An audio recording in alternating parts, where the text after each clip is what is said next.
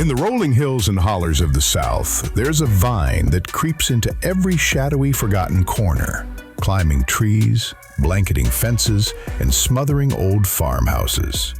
Kudzu is more than just a plant, it's a metaphor for how things grow wild when left to their own devices. Beauty and chaos not only coexist here, but are also one and the same. The Kudzu Project tries to make sense of it all. The small town struggles, the entangled lives, the deep roots, and the common thread that stitches our communities together. Join us wherever you download podcasts for fresh dispatches from the venerable South with our host, Nick Lucey. So your name for this podcast and for the walking tour is Sebastian. Yes. You're not in the witness protection program, are you? Not to my knowledge. Okay, that's good. I think I would know. So welcoming on Sebastian from Haunts of Hendo. A little funny side note, my wife and I started an Instagram page called Hungry in Hendo, and we do occasional restaurant reviews and food reviews, things like that. And we actually were contacted by a guy who said Hendo is not an acceptable abbreviation for Hendersonville, and that he and his friends would never patronize a business that had Hendo in it. Yeah. Have you heard from this guy? You're looking at me like you... It's one of those the people who are sticklers for saying all of the syllables, but Hendo's good. I'm happy with Hendo, but it is interesting to you can when somebody mentions Hendo and you're like, oh, okay, so you're not from around here. Right. I mean, it's one of those things where it rolls off the tongue, and it's easy to kind of do a little alliteration with marketing terms. I think that's why people use it. Yeah, he's staunchly anti-Hendo and says that there's no historical precedent for it and that it was just made up and that people get really angry about it. But anyway, just a little funny side note I thought I would share with you since you're Haunts of Hendo. I did ask on one of my first tours, or a couple of my first tours. I was like, okay, who's offended? Raised by raises of hands. Who's offended that we called it Haunts of Hendo? And got a couple, and I was like, okay. So where are you from, Sebastian, then, if not Hendersonville? I was born in Dalton, Georgia. Okay. So the carpet capital of the world. Yeah. But lived all over primarily the Southeast, but most recently from Utah, but moved here and very happy with the location. And the people are fantastic. I've never been home until I moved here. Wow. That's a good testimony. So you went from the land of carpets to the land of Osmonds and then to Western North Carolina. The land of Osmonds. Are you old enough to know that reference? Yes, okay. I know the Osmonds. I'm not old enough to know it, but I know it. I think that's a prerequisite for living in Utah. You got to know who the Osmonds are, right? So was there some sort of paranormal event that occurred to get you into this line of work? No, not personally. I've had a lot of, one might call me a skeptic, and then with all of the ghost tours that I've been on, it's been really interesting to hear the history mixed with the folklore and everything, and that's what really got me into ghost stories and to be able to tell people the stories of their locale. Right. There seems to be an aura in Western North Carolina that is, the culture here is kind of drawn to paranormal activity or things of that nature. Have you noticed that? Not per se, but I have noticed that it's very old here. Mm-hmm. So you have a lot of people who are alive today whose lineage is, as far as they can find here locally. Right. So it's very old, and you'll have a lot of the Cherokee stories that would also come out. Yeah, this must be your high season because Yes. We're coming up on Halloween. Is this a seasonal gig for you? Do you run tours year round, or is it just certain times of year? I do run them throughout the year, but I'll have them on like Friday the 13th or on full moons, and whenever it corresponds with the weekends, because that's normally when people are available. Right. Then it. But yeah, it is high season for spooky season. Nice. So does this pay the bills, or do you do something else on the side? It is a temporary pays the bills thing. Okay. I've spent my time mostly on the nonprofit that I'm running. Okay. Do you want to tell us about your nonprofit? Sure. There's an opportunity. Love an opportunity to plug my nonprofit. It is Grounded Boots Relief. It is a 501c3 nonprofit that got founded post-Helene. We initially started as relief efforts over in Edneyville and Black Mountain, and we were reaching as far as really to the northern part of North Carolina. Wow. And since then, we've formed as a nonprofit so that we'd be able to be disaster responses for those. That's fantastic. Give us the name one more time. It's Grounded Boots Relief. Okay, and is there a website? Yeah, groundedbootsrelief.org. Awesome. Well, this is a twofer. I had no idea that you did that, and that's fantastic. Yeah, they're two entirely different sides of you have the seriousness of Grounded Boots Relief, and then you have the fun macabre of the ghost stories. Absolutely. So I'm sure that the recent 1-year anniversary of Helene was extra poignant for you. Yeah, it's been a rough year, and we've been doing our best. But when it comes to, so there are certain things like, if somebody was really macabre, they could look at this as like it's two sides of the same coin, and then I could like make ghost stories based off of the recent tragedy of Helene. Yeah. But I have certainly strayed away from that. The most recent story that we have on our tour is from 1966. So still people are around who were alive back then. Yeah. But they would have been very young at that time. Well, in that vein, I have heard that, in the wake of Helene, there has been what people describe as disaster tourism, where they try to look for the areas that are devastated. And it's I'm glad that you're keeping it light, and you're doing the haunted tour, and I think it's a good route to take. Yeah. So, well, that's cool. And I've got to ask you this. So I'm someone that I'm kind of intrigued by ghost stories, and I kind of want to believe in ghosts. I want to believe in UFOs. How very Scully of you, or Mulder. Scully. Sure. I think is that an X-Files reference? Yes, it is. I never watched that show, but I'm not a big Halloween fan. I think it's fantastic that you're able to parlay your love for the macabre into a sideline gig, and that's fantastic. For me, it always seems like, oh no, Halloween's coming up. I got to find a costume and a monumental pain in the butt. So, well, for me, I've been able to just run off of the one costume for the last several years. I don't have to get another costume. It's great. Perfect. You should get and what is that costume? Basically, so we're in the studio, and I'm wearing my my fairly plain white long sleeve shirt, but it certainly looks out of place. It doesn't look modern. And then I am wearing my brown cloth hat, or like a Newsies hat kind of a thing. But then sometimes I'll wear my my leather. Some people would call it a cowboy hat, kind of a thing that I wear. So are you channeling a certain persona, or? It's a vibe. Okay. So, you ever go on have you ever been on a ghost tour? I have not. Okay. You should do it. Even though I live in Savannah, Georgia. You should go on a good one. Yeah. So, with some tours, you might find that you get on there, then you find that the tour guide is wearing shorts and a polo, and very much not giving the vibe. That's right? true. But I found it very important to be able to tell the stories, but also like put myself out of place in such a way that it is in place when I'm telling the stories.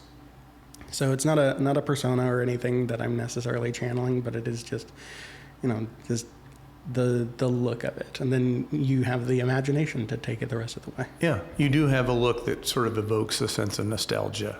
Yeah. But the nostalgia is kind of unknown, which might add to its mystery. So congratulations, that works. Oh, thank you.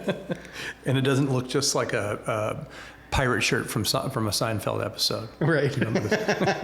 With all the frills and everything. No.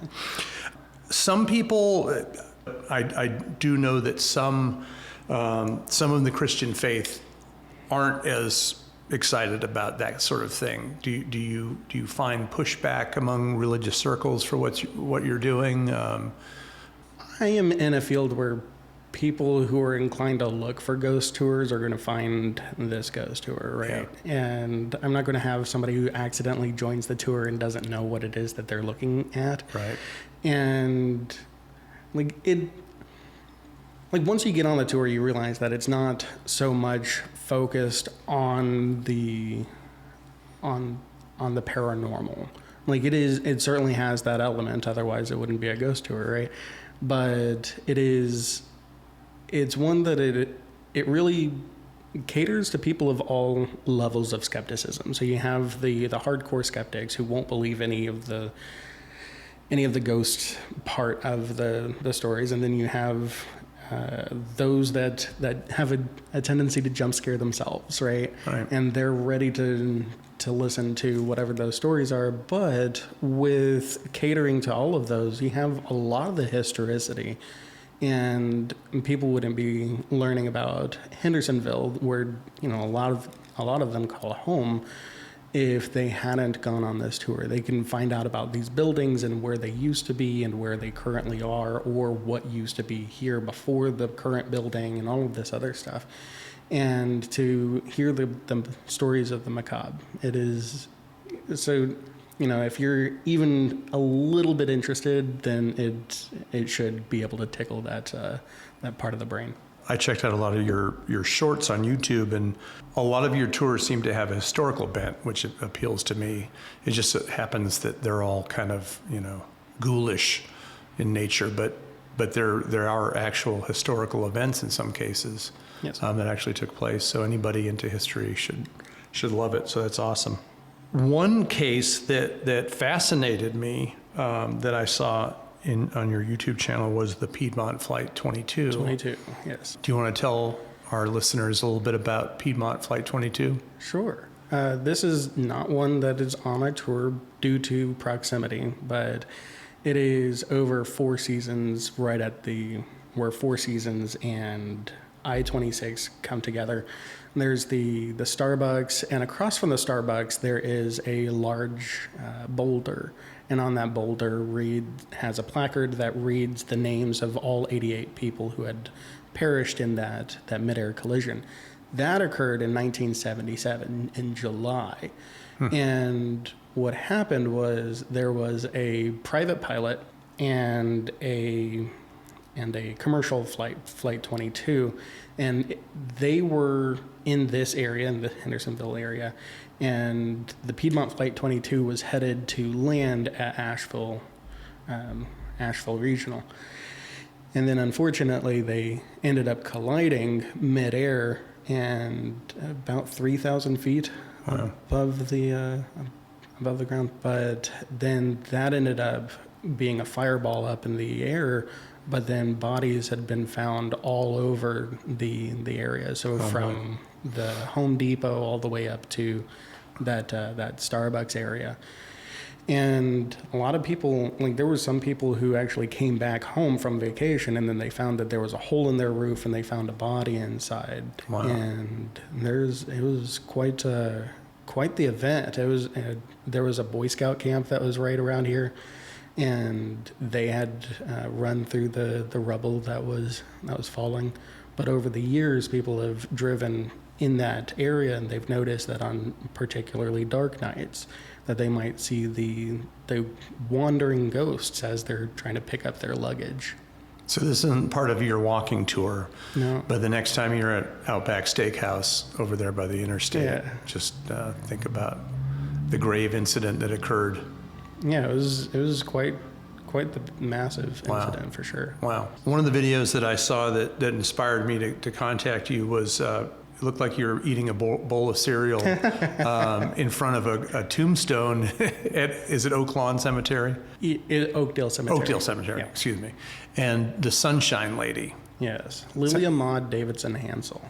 You want to hear So that tell me a little story. Yeah, tell me a little bit about that one. I'll give you the Cliff's Notes. So Lilia Maud Davidson Hansel, as she was known in life, she and her husband lived in Taylorsville, Georgia. And unfortunately, she got diagnosed with tuberculosis. And at the time, a lot of doctors were recommending a lot of rest and a lot of fresh mountain air. So a lot of people were moving to this region specifically so that they could get those.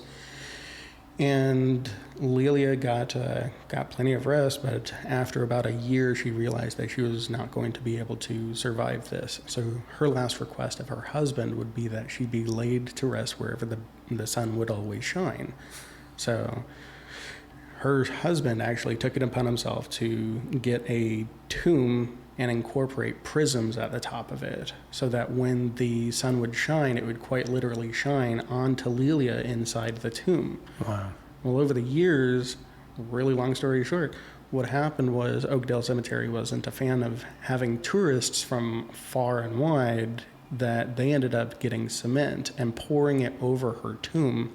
And to this day, if you go into the Oakdale Cemetery, you might notice that there is what looks like a concrete block, and not so much as a placard letting you know that Lilia is inside or anything like that. And that is where she had been laid to rest. But Wow. on cloudless nights, people have noticed that they might hear the sounds of scratching coming from the inside as Lilia is trying to get that one last glimpse of the sun. Yeah, she's probably ticked off from having been covered up for eternity now. She had the greatest view. It was great, and then they covered it up. So is that included in your walking tours, or? Depending, Yeah. some of the tours, I have to gauge how fast they're going to be walking. So some of the tours that are slower, they might not get that, but if they're a fast-paced tour, then they will. So will you do private tours or custom tours? Will you be customized for small groups if they so desire? I haven't customized per se, but I definitely will do private events. Yeah. The other story that I was interested in, and I'm not sure if you cover this in your tours, is the triple homicide that Yes. occurred in Hendersonville back in the 60s, was it? Yes, 1966.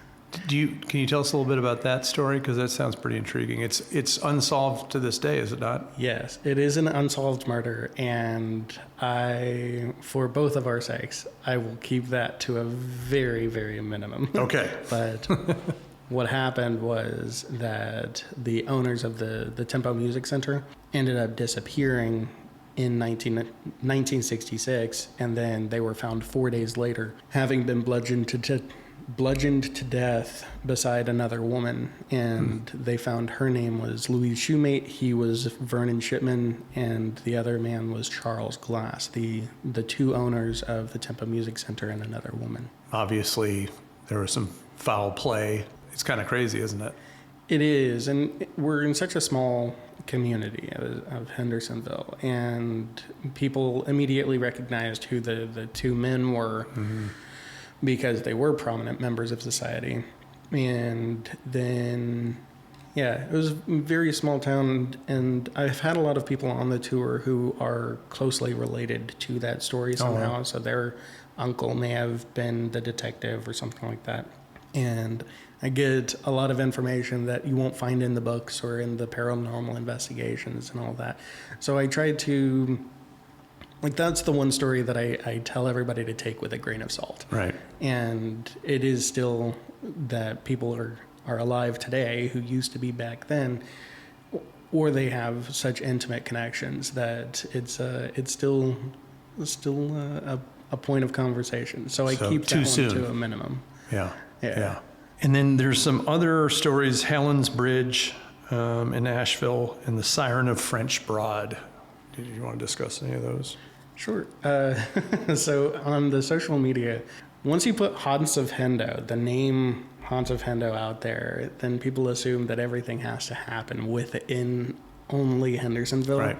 And those two don't really happen in Hendersonville. So Helen's Bridge is up in Asheville, North Carolina.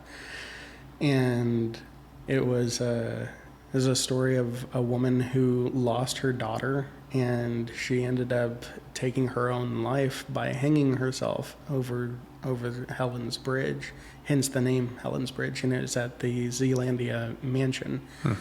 And yeah, that's one where people have witnessed that they can see Helen hanging sometimes.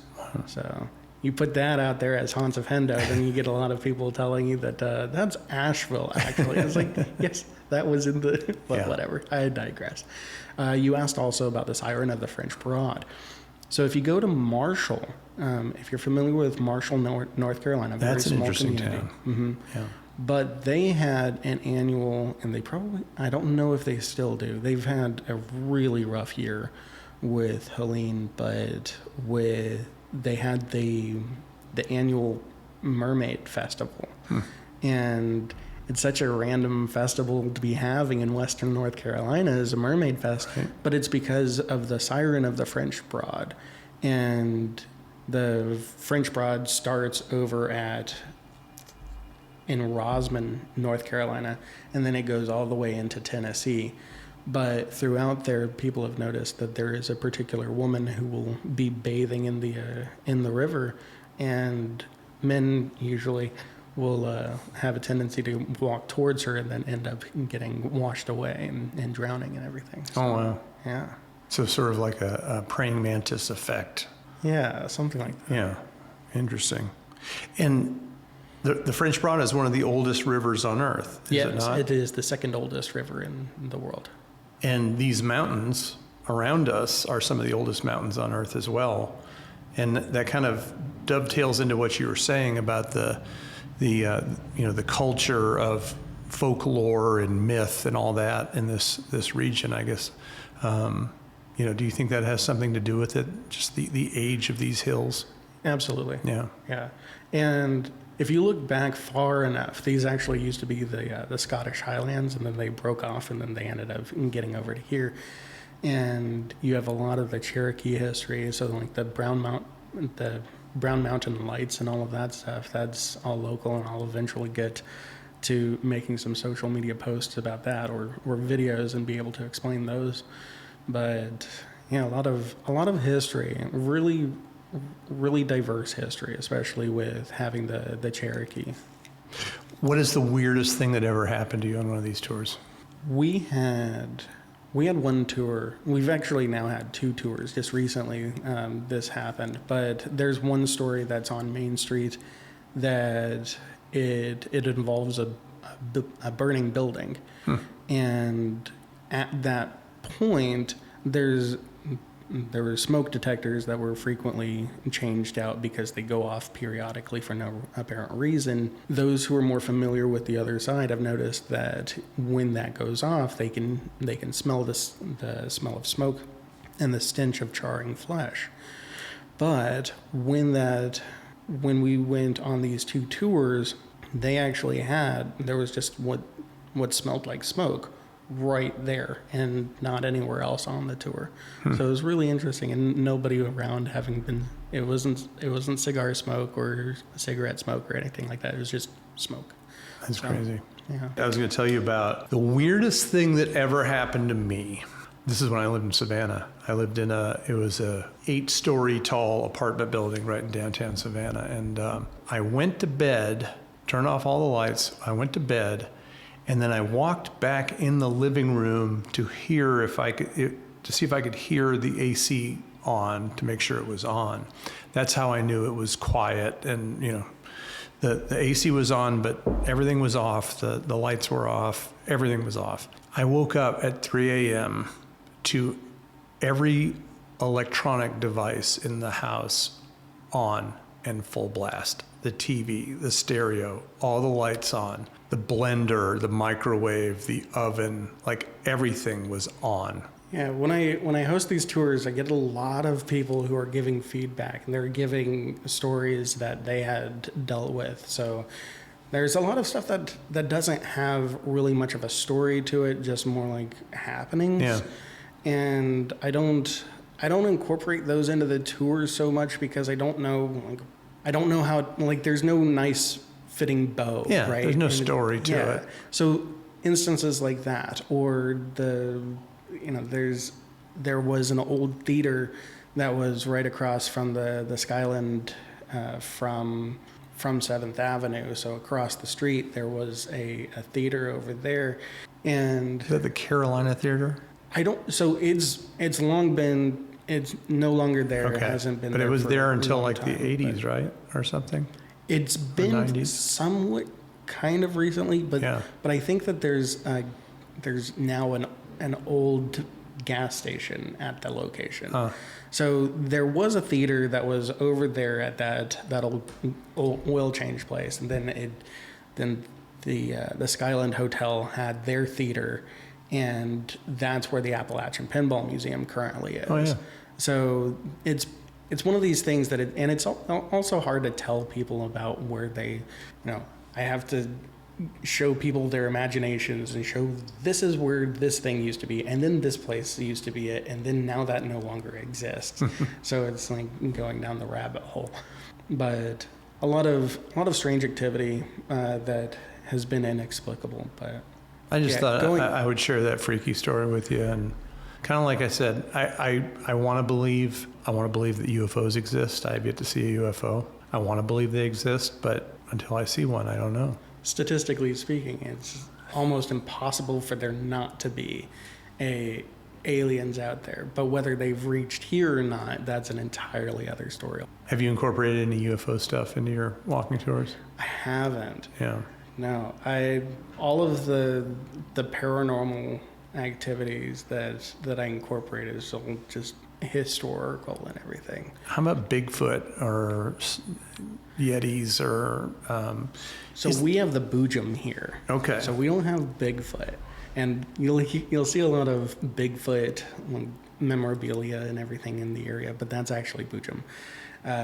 So Bigfoot's like in the Pacific Northwest or something like that. So, okay. Yeah.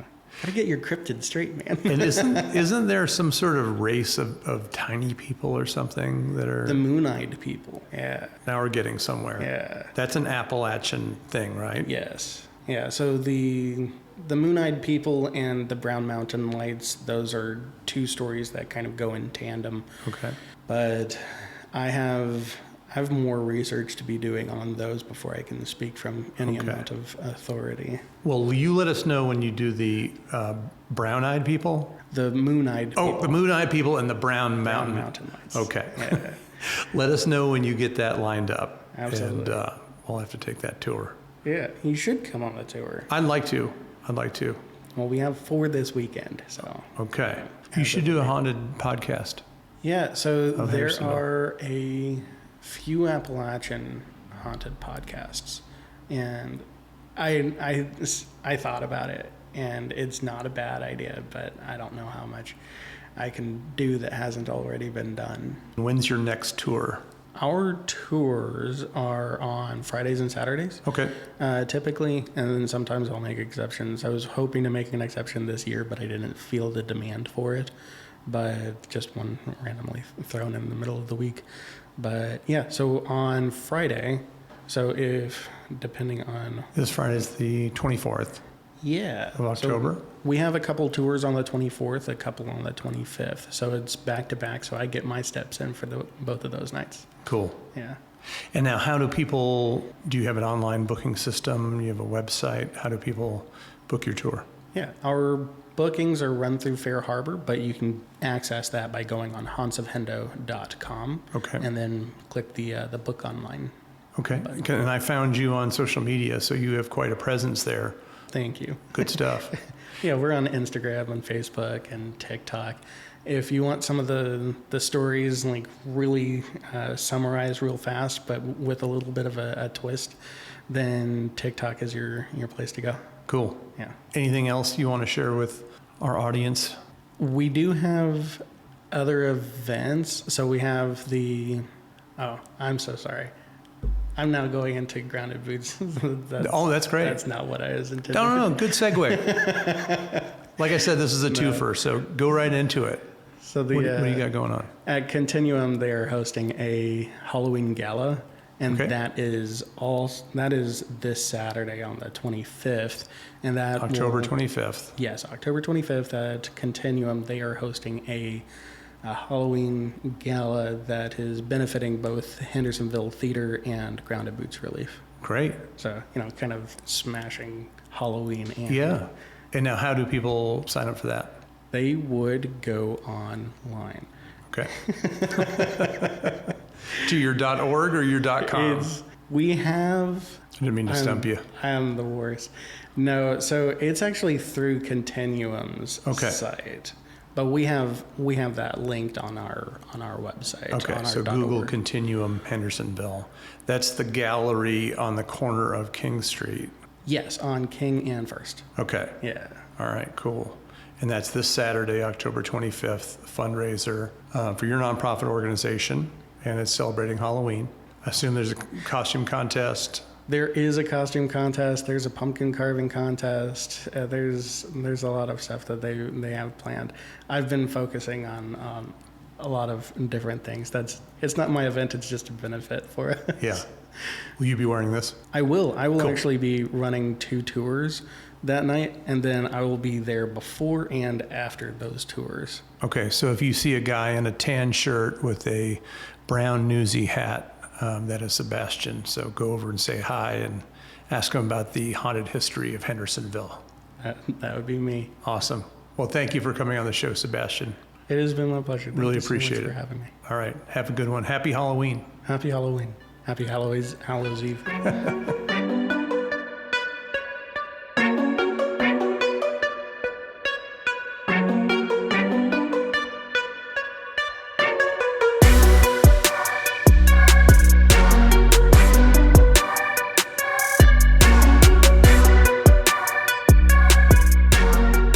The Kudzu Project is made possible by the Lucey Agency, helping businesses across the South grow deep roots and stand out. Based in Hendersonville, North Carolina, this full-service marketing firm builds handcrafted websites, eye-catching logos, and social media that pops for businesses and organizations. Because if your story's worth telling, it's worth telling right. Learn more at lucyeagency.com. That's LUCEY agency.com. Everyone has a story, and at the Kudzu Project, we want to hear yours. Go to kudzuproject.com and fill out our story submission form. You can write your story for us to read on the podcast, request to be interviewed, or even nominate someone else whose story deserves to be told. The Kudzu Project is all about capturing the voices and spirit of our community, and your story could be the next one we share. Visit kudzuproject.com and tell your story today.